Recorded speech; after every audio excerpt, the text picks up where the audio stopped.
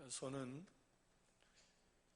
우리가 소선지서의 첫 번째 책이라고 할 수 있는데, 호세아라는 이름은 구원자라는 뜻이라 그래요. 구원자 또는 여호와의 구원, 그런 의미를 가지고 있고, 호세아 선자가 여기 1절에 보면 활동했던 그 시간적 배경을 말씀하고 있는데요.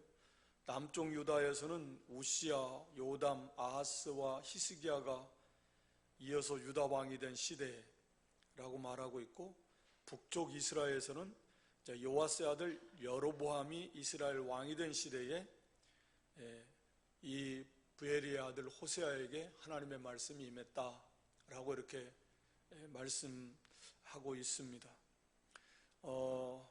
남쪽 유다 우시야가 왕위에 오를 때는 남쪽 유다 10대 왕이, 이때가 주전 790년경이에요. 791년경이.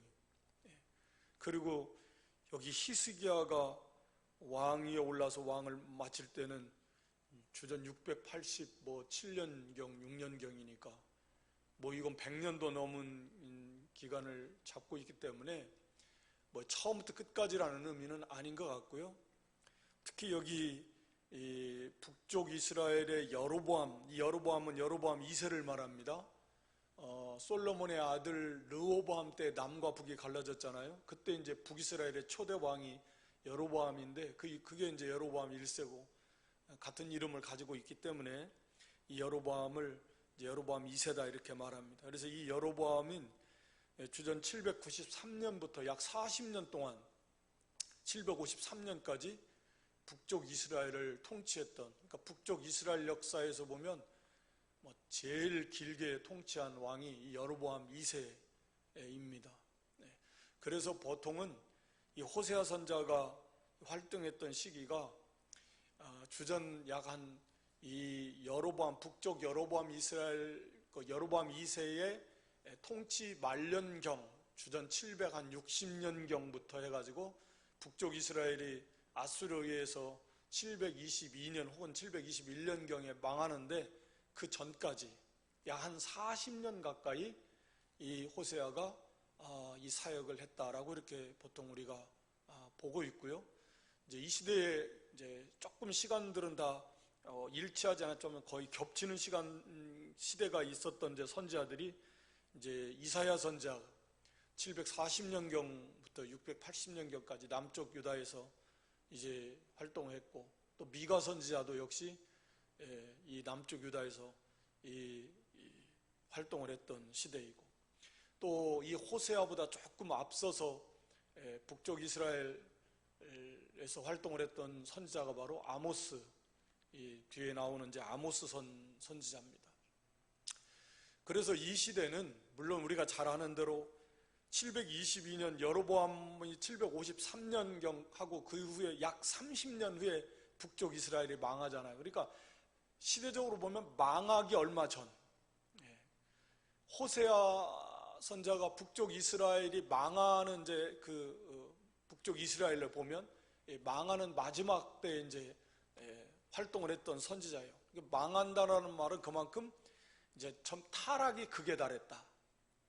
점점 타락해서 돌이키지 않고 마침내 이제 하나님의 그 약속 말씀하신 대로 심판을 받는, 그러니까 이 시대가 정치적으로 볼 때는 여로보암 2세가 북쪽 이스라엘 역사를 봤을 때 최고의 그 정치적으로 경제적으로 전성기였다 그래요. 그래서 이제 열왕기에도 보면 잃었던 국토를 많이 회복했고요, 경제적으로도 굉장히 부흥했던 그런 시대입니다. 그러니까 보통 그러잖아요. 이 경제적으로, 이 세상적으로 막 부하면서 동시에 영적으로도 같이 부흥하면 좋겠는데, 보통은 우리가 보면 개인적으로나 시대적으로나 보면 이게 거꾸로 가죠. 서로 뭐라고 해요? 반그래프로 간다, 반대로 가는 거예요. 보통은 그래요. 그래서 육신적 세상적인 것이 막 좋아지면 영적인 것은 보통은 침체되게 되어 있습니다. 왜냐하면 거기에 빠져들게 되어 있잖아요. 거기에 자기도 모르게 점점 취해가고 젖어들고 신앙이 잠들고, 뭐 이스라엘은 내내 뭐 그런 길을 걸어왔지만 그런 가운데서 더더군다나 이 여로보암 2세 때 이렇게 경제적 부흥이 일어나고 국토도 영토도 확장이 되고, 그러는 가운데 당연히 이 아모스 선자나 호세아 선자나 그 앞선 선자들이 계속 지적했던 것처럼 영적으로 타락했고, 영적으로 타락하면 삶의 전반이 다 타락합니다. 그건 뭐 당연한 겁니다. 도덕적으로 부패하는 겁니다. 그러니까 영적으로 신앙이 타락하면 육신적인 어떤 뭐 도덕적, 윤리적 모든 면에 있어서 타락한다고 보면 되는 거예요. 그러니까 당연히 이스라엘의 사회가 이제 뒤에 가서도 나오지만 영적으로 타락해서 우상을 섬기고 하나님보다 세상 나라들을 더 의지하고, 그러면서 온갖 불의와 불법을 행하고, 약육강식에서 권세 있는 자들, 힘 있는 자들은 그걸 사용해서 약자들을 착취하고 온갖 음행을 해가고, 영적 음행은 이미 이루어져 있는 것이고 육적인 음행도 당연히 우상 섬기는 의식과 또 실제적인 도덕 생활 가운데서 음행이 만연하고, 그러니까 삶이 전반적으로 이게 지금 세상 나라가 아니라 하나님 나라라고 하는데, 하나님 나라, 하나님 백성, 구약의 교회라고 하는 데가 이렇게 타락한 것입니다. 이제 그런 시대적 배경을 가지고서 지금 호세아가 참 얼마나 외롭겠습니까? 대부분 선지자들의 사역이 다 그런 거예요. 그래서 다 배척하고 말씀을 받아들이지 않는 그런 환경 속에서 그들을 향해서 좋은 말도 아니고 심판의 말씀을 선포하는, 그게 이제 선지자의 사역인데, 그렇게 보면 참 외롭고 힘들고 어렵고 그럴 것 같습니다. 그래서 오늘 호세아 하나님이 말씀을 주셨는데, 거기 2절에 보니까 여호와께서 비로소 호세아로 말씀하시니라. 여호와께서 호세아에게 이르시되 너는 가서 음란한 아내를 취하여 음란한 자식들을 낳으라. 이 나라가 여호와를 떠나 크게 행음하니라. 그래서 이에 저가 가서 디블라임의 딸 고멜을 취하였더니, 하나님께서 호세아에게 이스라엘에 가서 말씀을 선포하라고 어떤 메시지를 주시는 것이 아니라, 너 가서 음란한 여자, 여기 음란하다는 이 창기를 나타내는 건데요. 그래서 이 고멜이라고 하는 상당히 이렇게 이름이 있는 창기였는지는 모르겠는데, 이 창기를 아내로 취하라는, 어떻게 보면 정말 깜짝 놀랄 만한 그런 하나님의 명령이 호세아에게 주어진 겁니다. 호세아는 선지자잖아요. 비록 이들이 하나님의 말씀을 온전히 받아들이지 않지만 형식적으로는 하나님을 섬기는 사람들입니다. 하나님의 선지자라고 하면 다 백성들로 앞에서 볼 때 최고의 경건한 사람, 당시에 존중 여길 만한 지도자이고 본을 받아야 될 그런 영적 지도자인데, 그런 호세아가 선지자가 돼가지고 그 당시에 사람들이 다 하는 그런 고멜이라고 하는 창기를 갖다가 데려다가 결혼을 해서 아내를 삼는다. 그러니까 이건 당시 사람들에게 있어서 이건 아주 탑 뉴스죠. 세상에 저럴 수가 있느냐. 아니, 왜? 이렇게 생각할 수, 일반 사람들도 죄는 지어도 아내로는 삼지는 않을 건데 왜 그런 여자를 데려다가 아내로 삼느냐 라고 하는 거죠. 그러니까 하나님께서 거기 2절 하반절에 그렇게 명령하신 이유를 호세아에게 말씀하십니다. 이 나라가 여호와를 떠나 크게 행음함이니라. 그래서 하나님께서는 우리가 잘 아는 내용이지만 호세아에게 먼저 메시지를 줘서 그들을 책망하기보다는 호세아의 어떤 삶을 드러내서 그 삶을 통해서 하나님이 이스라엘을 말하자면 깨닫게 하시는, 책망하시고 너희들의 모습이 어떤 모습인가라고 하는 것을 호세아 선지자의 그 결혼 생활, 또 자녀를 낳고 이름을 지어주는 그런 선지자의 삶을 통해서 그들에게 교훈해 주시고자 하는 그런 하나님의 뜻이었다라는 거죠.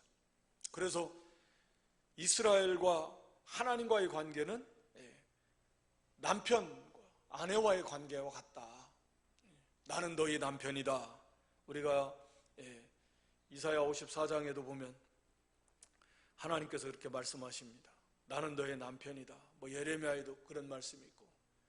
그러니까 하나님과 이스라엘의 관계, 우리 신약의 개념으로 보면 신랑과 신부의 관계, 그리스도와 교회의 관계 똑같은 겁니다. 그렇기 때문에 당연히 한 남편만 섬기라는 거, 한 남편. 그 한 남편, 그 남편을 버리고 다른 남자에게로 가면 그게 음행 아닙니까? 그런 경우는 그건 구약적 개념으로 봐도 그것은 돌로 쳐 죽이는 것이고, 오늘날 신약에도 부부의 관계가 하나님 맺어준 걸 사람이 가릴 수는 없지만 허용되는 것이 바로 이 음행죄가 성립이 됐을 때는 이혼을 할 수 있다 라고 성경이 허락한 것이 바로 이 음행죄. 그래서 하나님께서 수도 없이 선자들 통해서 경고하고 책망하고 그래도 깨닫지를 않아요. 그래서 하나님께서는 호세아 선자를 통해서 아예 그의 삶을 통해서 이 사람들이 시청각 교육과 같은 것 같아요. 실제로 그걸 보면서 바로 너희들이 이 고멜과 같은데, 고멜. 그러니까 누가 창기를, 그것도 이스라엘의 영적 지도자인 하나님의 선지자라는 그런 경건한 사람이, 그런 믿음의 사람이 사람들로 하여금 사람의 존경을 받을 만한 그런 위치에 있는 선지자가 어떻게 창기와 결혼하냐. 우리가 그런 존재다. 우리가 그런 존재예요. 따지고 보면 어떻게 우리가 하나님과의 관계 속에서 하나님이 우리 남편이시고 그리스도가 우리의 신랑이시고 교회가 그리스도의 신부가 될 수 있는가? 자격이 있는가? 고멜의 입장에서 본다면 자격이 있어요. 신부의 자격이 있는가? 자격 없습니다. 그런 존재들입니다. 그런 존재들을 하나님께서 정말 아무런 멸시받고 천대받고 그래야 마땅한 그런 창기와 같은 존재인 이스라엘을 하나님이 아내로 삼아줬는데, 뒤에 가서 보면 이 고멜이요, 자식 낳고 살다가 다시 또 외간 남자를 좋아해서 가출해버려요. 나가버려요. 오늘날로 말하면 바람나서 나가버렸습니다. 이게 이스라엘, 너희가 지금 그런 것 같다는 거죠. 자격도 없는 거, 창기와 같은 거, 하나님이 그 지극히 사랑해서 그 아내로 맞이해줬으면 그저 감지, 덕지, 나 같은 것을 다 얼마나 그 눈빛이 무시하고 외면하고 천하고 비천한, 비참하잖아요. 부끄럽잖아요. 그런데 선지자가 나 같은 것을 아내로 삼아줬으니까 참 얼마나 기가 막혀요. 얼마나 감사해요. 최선을 다해서 아내의 본분과 사명을 감당해도 그래도 부족한데, 그런데 얼마 안 있다 또 다시 또 다른 남자를, 외간 남자를 또 좋아해가지고 자식이고 남편이고 다 버려버리고 그걸 따라가잖아요. 그런데 하나님께서 또 뭐라고 합니까? 호세아에게 가서 데려와라. 가서 또 데려와라. 값을 치르고 가서 데려와서 버리지 말고. 바로 이런 이스라엘이 바로 고멜과 같은데, 너희들이 지금 그런 것 같아. 그런데 결국은 그래서 이 호세아를 어떤 사람들은 사랑의 선지자다, 예레미야를 눈물의 선지자다 이렇게 표현하면, 호세아를 사랑의 선자다 이렇게 표현하는 사람들도 있고, 그런 여자를 사랑의 아내로 삼아주고, 그랬는데 다시 또 집을 나가버리고 다른 여자, 딴 남자, 외간 남자 좋다고 나가버린 그런 사람을 다시 또 찾아가서 대가를 치르고 그 아내를 다시 데리고 오는, 이게 하나님의 사랑. 이 호세아 선자를 통해서 하나님은 이스라엘을 향한 하나님의 그 정말 그 불같은 사랑, 그런 사랑을 사실은 보여주시는 거죠. 이스라엘을 향한 하나님의 사랑이에요. 가치도 없는데 어떻게 보면 그런 이스라엘을, 주제도 모르고 그 하나님의 구원의 은혜를 받고 하나님 백성이 되었음에도 불구하고 그 하나님을 버리고 헛된 우상을 섬기고 하나님보다 어떤 세상 거, 다른 나라, 세상 나라 그 의지하고 돌아가고 각종 우상을 섬기는 그런 이스라엘 하나님이 버리지 아니하시고 다시금 어떻게든지 그들을 찾아오시고 그들을 회복시켜서 어떻게 하든지 좀 바르게 세워보시려고 하는 변함없는 끊임없는 하나님의 불같은 뜨거운 사랑, 하나님은 이 호세아 선자의 삶을 통해서 그걸 보여주시고, 또 한편으로는 이 고멜의 모습을 통해서, 바로 고멜의 모습이 오늘 우리의 모습하고 비슷하다. 우리가 보이는 형상화된 우상을 섬기지는 않을지 모르지만 비슷하다. 감격한 건 벌써 다 없어져 버리고, 나 같은 것을, 우리 같은 것을 구원해 주셔서 자녀 삼아 주시고 그리스도의 신부 같이 그렇게 존귀하게 여겨주시고 가장 친밀하게 가까운 존재로 연합돼서 그렇게 아름답게 여겨주시고, 그런데도 그 하나님 그 주님을 떠나고 다른 것을 힐끔힐끔 더 좋아하고 의지하고 따라가려고 그러고, 이게 고멜과 비슷하다. 이것을 하나님이 보여주시려고 하는 거예요. 물론 여기에서 우리가 생각해 보면은 호세아나 다른 선자도 마찬가지지만, 우리가 물론 선지자, 오늘날에 어떤 사람은 자기를 선지자라 하는 사람이 있죠. 이상한 사람들이요. 이 선지자의 그 삶을 보면서 이게 바로 우리 부름받은 성도들의 그 모습이다. 하나님이 호세아를 불러서 야 고멜과 결혼해, 그리고 그 자식들, 음란한 자식들을 낳아. 인간적으로 생각할 때는 이게 받아들이기 힘든 거예요. 한 번밖에 없는 일생일대의 이 세상의 삶인데, 그리고 그 결혼이 얼마나 중요한데, 아니 거기에 이런 여자를, 그 창기를 데려다가 결혼을 하고 음란한 자식들을 낳으라니요. 그러면 거기에서, 이 세상에서 나의 행복, 내 꿈, 내 계획, 내가 그리고 싶었던 내 어떤 가정을 세워나가고자 하는 그런 것들은 어떻게 보면 산산이 다 깨어져 나가버린 것 같은. 그럼에도 호세아는 순종하는. 그러니까 우리가 다 살아도 하나님을 위해서, 죽어도 하나님을 위해서, 사나 죽으나 주님의 것이고 주를 위해서 사는 그런 주님의 것으로 부름받은 주님의 백성들이다. 그래서 나를 위해서 내 생각대로, 내 계획대로가 아니라는 거죠. 하나님의 말씀 앞에 절대적으로 복종하는, 그게 때로는 이해가 될 수도 있고 받아들이기 힘들 수도 있지만 그게 하나님의 뜻이에요. 그렇게 해서 하나님의 영광과 하나님의 뜻을 이루어드리고 하나님의 나라를 세워나가는데 하나님 뜻대로 잘 쓰임받는다고 하면 그것이 최고의 복이고 우리의 본분이고 사명이다 라고 하는 것을 어떻게 보면 극명하게 보여주는 사건 중에 하나라고 볼 수 있습니다. 에스겔 선지자도 비슷한 일을 겪어요. 전혀 다르지만 이것은 하나님이 에스겔 선지자에게 네, 오늘 이제 내가 네 아내를 취할 때 고통 없이 네 아내를 데려가겠다. 그러면 그때 막 과도하게 눈물 흘리지도 말고 슬퍼하지도 말고 음식을 먹지도 말고 그렇게 보여라는 거예요. 그래서 하나님께서 그 말씀하신 대로 그 다음날 에스겔 선지자 아내를 하나님 데려가 버리셨어요.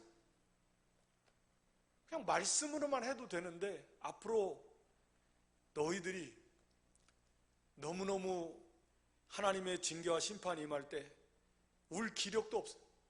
눈물을 흘릴 슬퍼할 만한 힘도 없을 만큼 다 죽어나갈 것이다. 하나님이 그것을 보여주시기 위해서 그냥 말씀만 하셔도 되는데 에스겔 선지자의 아내를 하나님이 데려가 버리시겠다. 그래서 실제적으로 너 그런 모습을 보였잖아. 도대체 왜 그러느냐? 왜 울지도 않고 음식도 안 먹고 당신 왜 그럽니까? 앞으로 너희들이 그렇게 될 거야. 이제 하나님의 메시지야.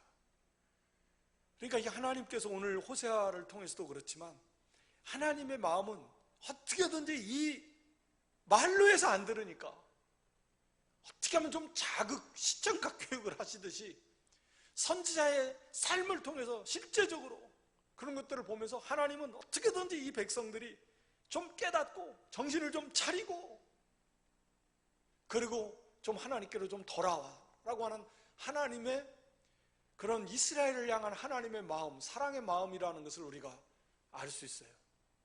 우리가 그걸 여기서 봐야 돼요. 하나님 너무 하시는데요. 그럼 내 삶은 어디로 갑니까? 내 인생은 뭡니까? 이런 게 아니에요.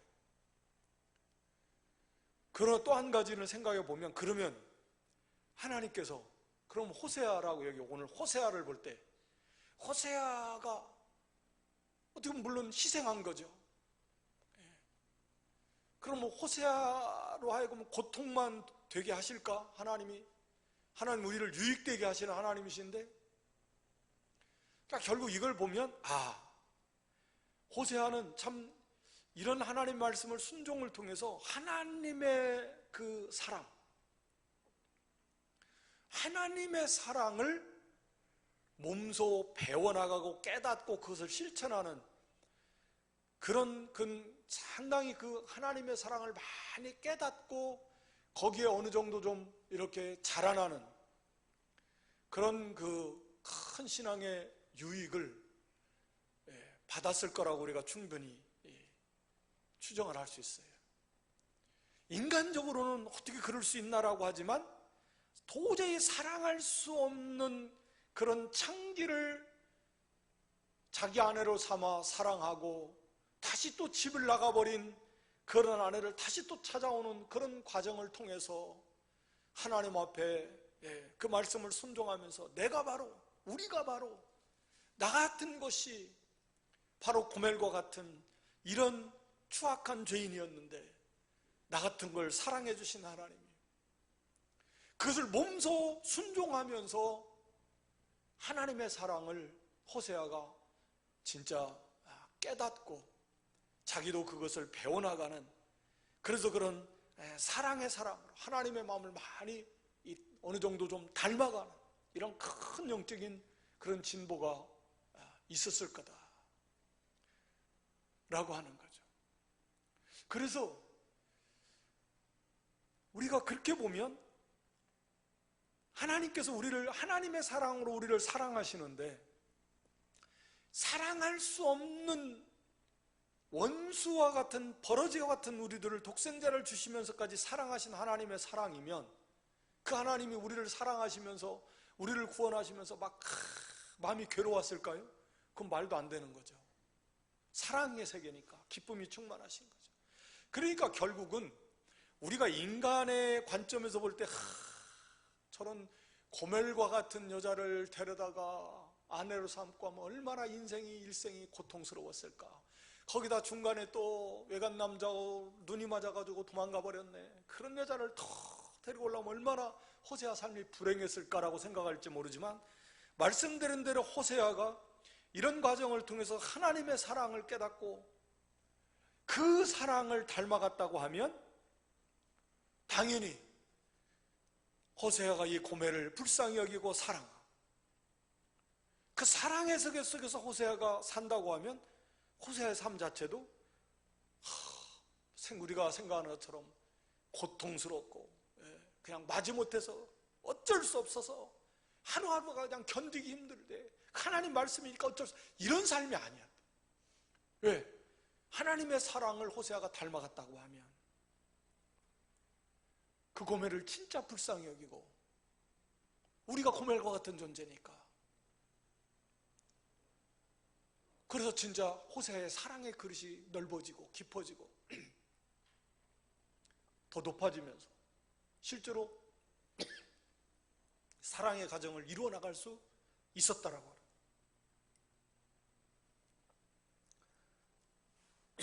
처음은 힘들었을지 몰라도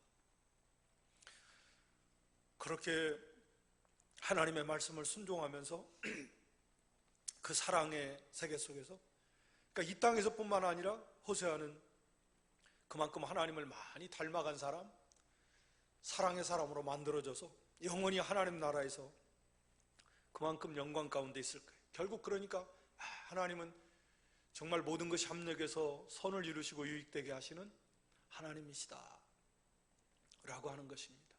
그러니까 외부적으로 볼 때는 항상 고난도 그렇지만, 외부적으로 또 인간의 관점에서 볼 때는 고난도 힘들고 이렇게 하지만, 그 세계 속에서 하나님이 주시는 믿음 때문에 당하는 고난은 뭐 큰 복인데, 거기에서 주시는 하나님의 그 위로가 있고, 또 그 속에서 깨닫고 하나님을 닮아감으로 누리는, 거기에 주시는 기쁨이 있고 평강이 있어요. 이게 신앙의 세계. 그래서 우리도 이 호세아 선지자의 모습을 보면서 그렇다, 그게 하나님의 신실한 종의 자세이고, 그리고 하나님은 절대적으로 모든 것이 합력해서 유익되게 하시는 하나님이시고, 하나님의 선한 뜻을 이루어 가시는 하나님이시라는 거죠. 그리고 이제 호세아가 그 말씀을 순종해서 고멜을 데려다가 아내로 삼고 자녀를 낳았습니다. 자녀를 낳았는데, 자녀를 낳을 때 이스라엘이라, 아들을 낳았더니 4절에 여호와께서 호세아에게 이르시되 그 이름을 이스라엘이라 하라. 조금 후에 내가 이스라엘의 피를 예후의 집에 갚으며 이스라엘 족속의 나라를 피할 것임이라. 호세아와 고멜 사이에서 난 아들과 딸의 이름을 통해서 하나님이 또 이스라엘에게 그 말씀을 주시는 겁니다. 그래서 이스라엘이라는 그 단어의 뜻은 흩으시다, 흩어버린다 라는 뜻도 있고, 뿌린다, 또 심는다, 그런 뜻이 있어요. 그러니까 어떻게 보면 사실 비슷한데, 우리가 씨를 심을 때도 씨를 뿌리는 것은 씨를 심는 것과 같잖아요. 그러니까 이게 부정적으로 보면 흩어버린다는 것은 심판을 말해요. 하나님 다 흩어버리겠다. 그런데 또 이제 거기 11절에 가서 보면, 이 긍정적으로 보면 이것은 하나님이 심으신다, 뿌린다는. 그래서 하나님의 나라, 하나님 백성을 하나님이 세우시고 양육하시고 하시겠다라는. 그래서 오늘 여기 이스라엘 4절에서 주는 이스라엘은 흩으신다라고 하는, 흩어버리신다, 이스라엘을 거기서 패해버리시겠다. 그러니까 하나님이 이스라엘을 심판하시겠다 라고 하는 것입니다. 그런데 거기 4절은 이제 이스라엘이라 하라. 조금 후에 내가 이스라엘의 피를 예후의 집에 갚을 것이다. 그러니까 예후는 북쪽 이스라엘의 아합, 오므리 왕조죠. 그러니까 아합 왕조를 완전히 무너뜨려버린 왕이잖아요.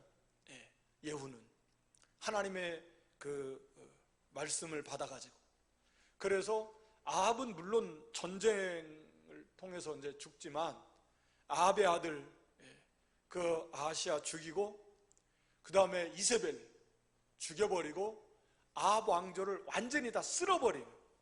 그리고 이제 예후가 왕조를 세우잖아요. 그래서 예후 이후에 4대까지 내려갑니다. 예후까지 하면 5명의 왕인데, 그 중에 이제 오늘 여로보암 2세가 바로 그 예후 왕조, 예후의 후손이에요. 그리고 이 여로보암의 아들인 그런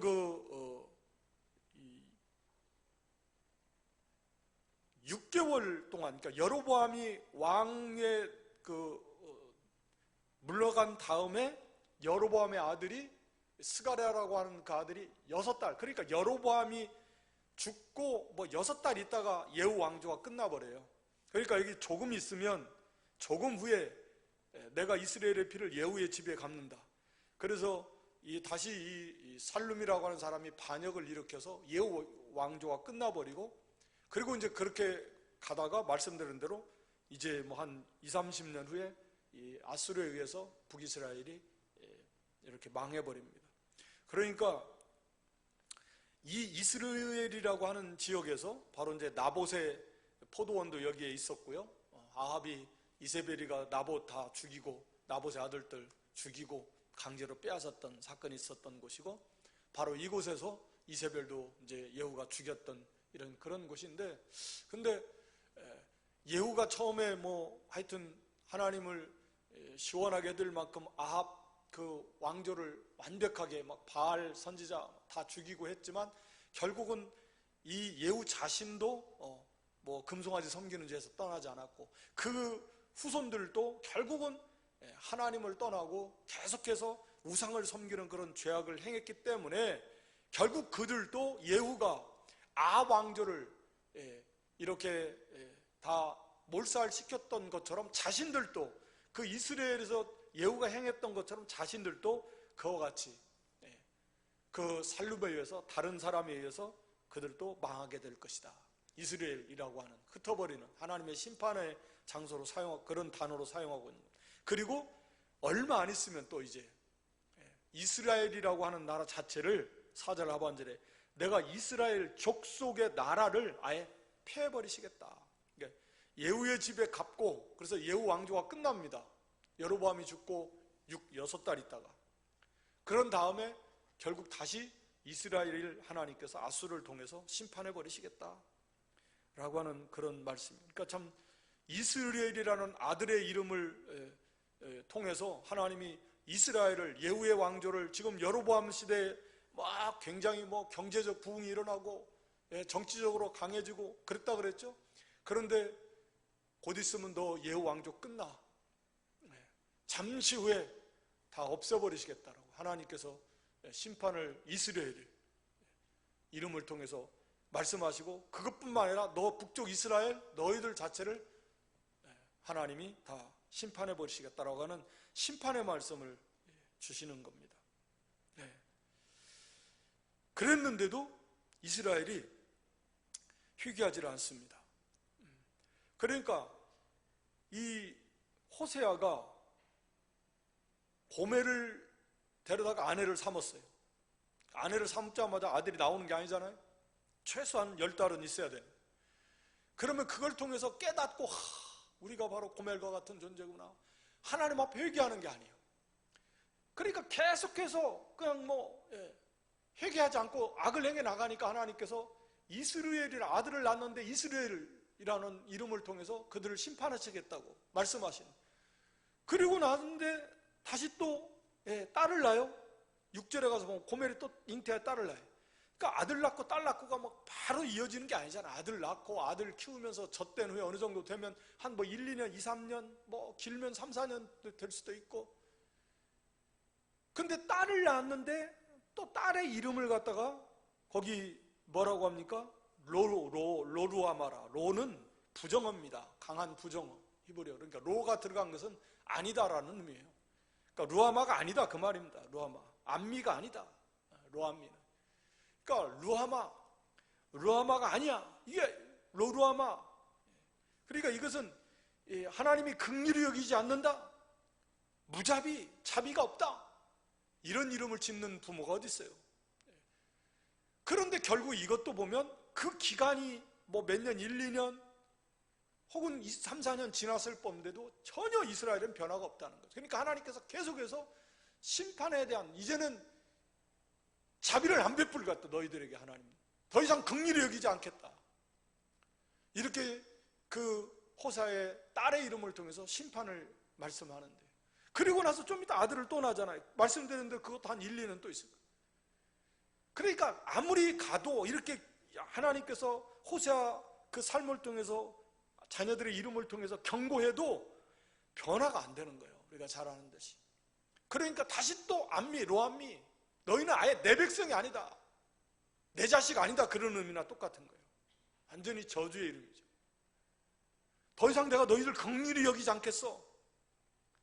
그 다음에 나가다가는 이제는 너희는 내 자녀 아니야, 내 백성 아니야, 나는 너희 하나님도 아니야. 이제는 어마어마한 무시무시한 그런 저주의 말씀. 그러니까 이들이 돌이키지 않는 것입니다. 그래서 루하마라, 긍휼, 여기 긍휼이라는, 루하마라는 말이 이게 긍휼이에요. 문자적인 의미는 이 라함, 그러니까 자궁이라는 의미죠. 자궁. 성경에서 이 긍휼이라는 단어가 엄마의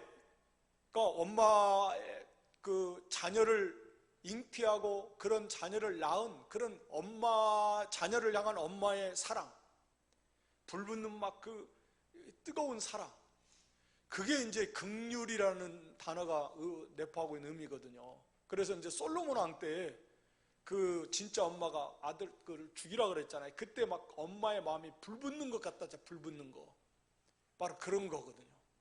그러니까 이 긍휼이라는 단어가 엄마의 자궁을 나타내는 단어이고, 이것이 꼭 모성애, 자녀를 향한 엄마의 그 피 끓는 사랑, 그 안타까움, 긍휼히 여기고 사랑이 여기는 그 마음, 그 단어를 써서 하나님께서 이스라엘 백성을 얼마나 긍휼히 여기는가. 근데 이제는 그 말 더 이상 내가 긍휼히 여기지 않겠어. 너무너무 패역하게 돌아가니까. 그런데 이제 결국은 그것으로 끝나는 게 아니에요. 하나님께서 계속 돌아오라, 긍휼히 여기시겠다. 그래서 하나님이 지금까지도 긍휼히 여겨주셨는데 더 이상 너희를 긍휼히 여기지 않겠다. 정말 무서운 말씀을 주시는데도 돌이키지 않았고, 그렇지만 7절에 가서 보면 그러나 내가 유다 족속을 긍휼히 여기, 유다는 내가 지켜주겠다 라고 하는 거죠. 그러니까 여기서 이 대비되게, 결국 유다도 이제 이 바벨론에서 망하지만 여기서 말씀하는 건 지금 아수르에 의해서 하나님은 유다 족속은 긍휼히 여겨주겠다. 그러니까 아마 다윗 언약, 하나님이 다윗에게 약속하신 다윗 언약, 그래서 그들이 범죄해도 이 하나님께서 완전히 버리시진 않겠다 약속해 주신. 그리고 이 하나님의 말씀대로 되는 거예요. 그러니까 아수르에 의해서 북쪽 이스라엘이 망하고 히스기야 시대에 얼마 후에 그 동일한 아수르에 의해서 남쪽 유다도 망할 뻔했지만 우리가 잘 아는 대로 아수르 물리쳤잖아요. 하나님께서 이 군사력이 아니라 하나님이 구원해 주시겠다. 18만 5천 명의 아수르 군대를 하룻밤에 몰살시켜버렸다. 그러니까 동일한 강한 나라가, 그런데 그 동일한 나라에 의해서 북쪽 이스라엘은 망했는데 남쪽 유다는 망하지 않았다. 이게 하나님 말씀대로 된 거구나. 운이 좋아서가 되는 게 아니에요. 북쪽 이스라엘이 망한 것도 하나님의 말씀대로, 하나님 말씀의 성취이고, 남쪽 유다가 구원받은 것도 하나님이 긍휼히 여겨서 긍휼. 그래서 남쪽 유다를 보존시켜 주시겠다. 그래서 아수르의 침략으로부터 구원받는 겁니다. 그리고 이제는 너희가 내 백성이 아니야 라고 다시 또 아들을 태어났을 때 로합니다 이름을 지었어요. 그런데 거기 10절부터 갑자기 이제 그럼에도 불구하고 그러면 하나님의 약속이 어떻게 되나? 하나님 나라가 그러면 하나님의 약속이 실현되지 않는가? 그런 게 아니라는 거예요.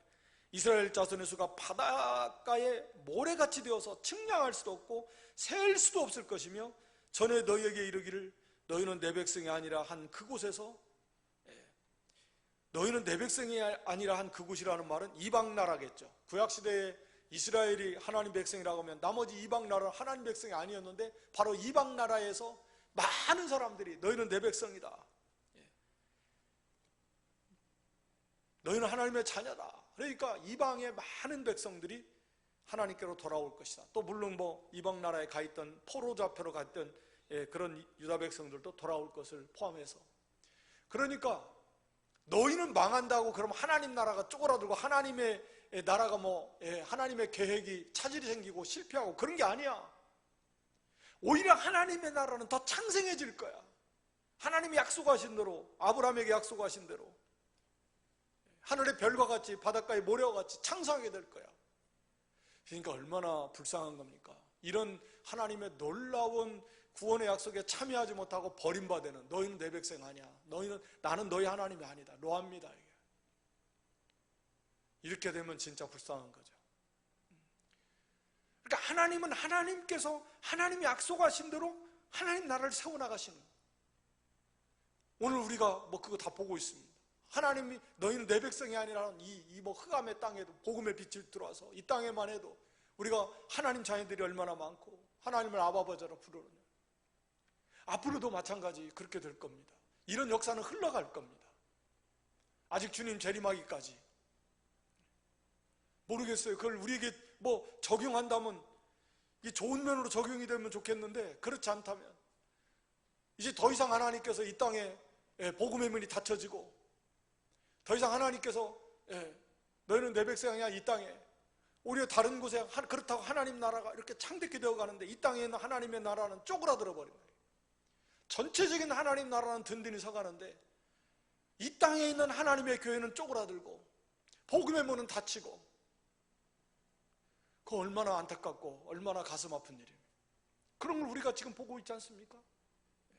소아시아 지역의 사도 바울 시대 사도들이 다 개척해놨던 소아시아 7개의 또 소아시아 지역, 터키 지역이 지금 이슬람화 되어버려. 완벽하게 교회가 어디 있으면 어디 0. 몇 프로 있을 듯 말도 하겠죠. 전체 하나님의 나라는 잘 되어져 나가고 창성해 나가고 이렇게 복음이 전 세계에 퍼졌는데 그쪽 지역은 오히려 완전히 교회가 없어져 버린 거죠. 이런 일이 이 땅에 없을 거라고 누가 장담합니까? 장담할 수 있어요? 북한이 교회가 이렇게 쪼그라들어 버렸는데, 그렇다고 하나님 나라가 쪼그라드는 게 아니에요. 하나님의 나라는 이렇게 창대케 되어 가는데 한국의 교회가 쪼그라들어 버려요.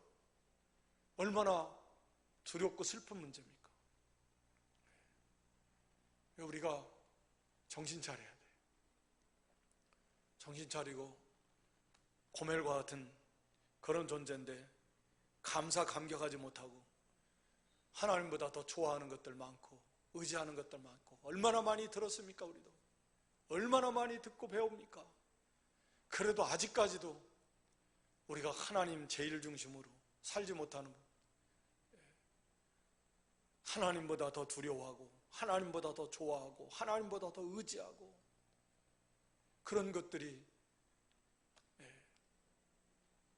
우리 가운데 얼마나 또 이렇게 많이 있겠습니까? 이 이스라엘처럼 형식적으로 하나님을 섬겨도 각양우상 다 만들어 놓고 말씀 다 버리고 금송아지 만들어 놓고 섬겼던 것처럼 말씀에서 떠나고 하나님을 섬긴다고는 하지만 실제로 하나님 받으시기에 합당한 그런 예배가 없어져 버리고 그저 그냥 사람 중심의 인간의 눈과 귀를 만족케 하는 그런 세속화된 그런 예배로 점점 변질되어 가고 사람 중심의 그런 교회로 세워져 변질되어 간다면 그것은 이 땅에 전체 하나님 나라는 말씀드린 대로 그건 잘 되어갈 것입니다. 그건 잘 되어갈 거예요. 그건 정해놓은 거나 다름없지만, 그러나 이 땅에 우리가 그래도 살고 있는 이 한국이 이 대한민국에 있는 교회가, 우리의 후손들이 교회가 쪼그라들 것, 그건 두려운 문제요, 슬픈 문제요, 고통의 문제입니다. 우리에게 어찌됐든 사실 책임이 있는 거예요. 앞선 세대들이, 우리의 후세대들에게, 우리 자신도 마찬가지지만. 그래서 우리도 정말 좀 회개 많이 하고, 우리가 고멜과 같은 건 자기 본분 벌써 은혜 다 까먹고 하나님의 그 은혜와 사랑, 감사, 감격도 다 잊어버리고 그저 헛된 거 다시 또 좋아하고 의지하고 마음을 다 빼앗기고 하나님께로 향하지 못하고 그런 건 아닌가 우리가 좀 찾아보고 이런 경고의 말씀들을 이 시대에 우리에게 주시는 말씀으로 받아서 얼마나 이 땅도 아마 여로보암 2세처럼 한반도 이 한반도가 아니라 이 한국이라고 하는 나라의 역사 이래로 최고의 전성기, 경제적 전성기요, 세계적으로 명성을 떨치는 한류, 케이팝이든 어쨌든 문화를 통해서든지 복음, 선교사 2등 두 번째로 맡았어요. 이런 조그마한 나라가 이 역사 이래로 이렇게 경제적으로 세계 10위권에 올라가고 세계의 어떤 문화적으로 영향력을 끼치고 또 이 복음의 영역에 있어서도 그렇게 선교사를 많이 파송할 만큼 이렇게 경제적 부흥이 있었던 때가 어디 있습니까? 그런데 우리가 아는 대로 영적으로는 교회가 이렇게 또 문제가 많고 짧은 기독교 역사 속에서 오늘날처럼 교회가 이렇게 문제가 많고 좀 부끄러운 일도 많고 비난과 도덕적으로 이런 진리 면에서 진리를 세워나가는데 욕먹는 거야 감사한 일이지만 그렇지 못한 일로 하나님 영광을 가리우고 세속화되고 그런 모습들이 우리가 정말 경계해야 된다. 그래서 우리도 이런 호세아를 통해서 주신 말씀 또 호세아의 그런 순종의 모습을 보면서 우리의 삶의 자세 또 거기에 담겨진 호세아 개인을 향한 또 하나님의 보배로운 계획도 이렇게 아름답게 잘 세워져 나간다라고 하는 것을 우리가 좀 깨닫도록 해야 되겠습니다. 기도하겠습니다. 하나님 아버지, 이전에게도 불러주시고 또 저희들 하나님 앞에 예배하게 하신 놀라운 은혜를 베풀어 주신 하나님 감사합니다. 이 시간도 함께하고 또 온라인으로 함께한 또 흩어지는 모든 죄 백성들 기억하여 주시고 또 호세아를 통해서 우리에게 주신 교훈을 나에게 주시는 하나님의 음성으로 잘 듣고 또 그 말씀을 통해서 깨닫고 회개하고 정말 온전히 하나님께로 돌이키는 역사가 저희 가운데 있어서 하나님의 마음을 좀 더 온전히 기쁘시게 하고 또 끝까지 우리 주님 오실 때까지 이 땅에 세우신 우리 교회와 한국 교회가 하나님 나라 영광을 위해서 귀하게 잘 들어 쓰임받을 수 있도록 하나님 참 믿음의 참교회를 세워나가는 일에 전심전력하게 하시고 하나님의 선한 뜻만 이룰 수 있도록 은혜로 도와주시옵소서. 추석 연휴 기간 동안에 우리 성도들 믿음 더욱 지키게 하시고 또 오가는 발걸음도 항상 지켜주시고 또 빛을 잘 비추어서 하나님의 영광을 나타내도록 은혜와 복을 더하여 주시옵소서. 예수님의 이름으로 기도드리옵나이다. 아멘.